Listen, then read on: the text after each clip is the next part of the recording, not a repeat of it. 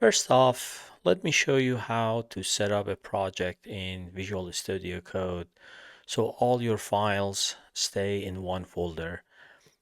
That way everything's organized and easy to get to in one place. So go up to File and click on Open Folder.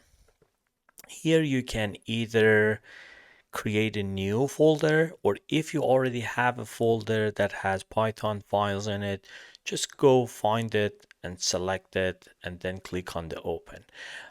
Here I am just, since I'm starting fresh, I'm just going to create a new folder here and I'll call it module 1 underscore 1.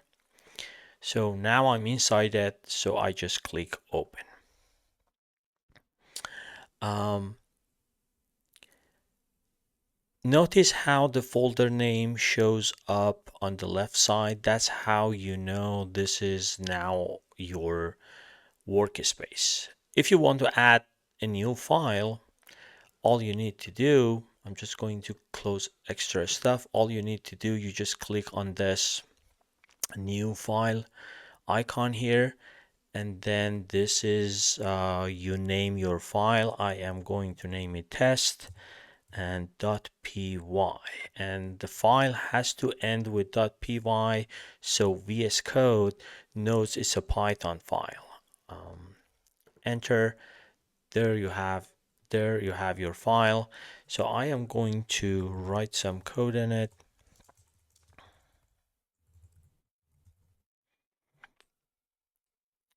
All right.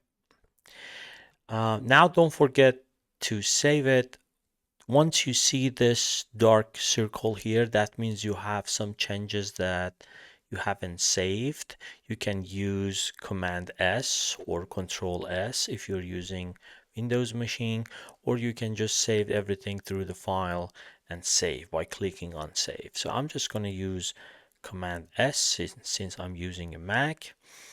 To run this code, click on the drop down next to the run button here and choose the run Python file in dedicated terminal. This will compile and run the latest version of your code so you know you're seeing the most up-to-date output. And sure enough, as soon as you click on it, it's going to compile and run, and here is the result of your code. Now here's another cool thing. You can drag and drop files directly under your working folder. I'm going to drop in two files you should have downloaded from Canvas, procedural1.py and procedural2.py. I am just going to drag and drop them here. That's the first file, and that's the second file.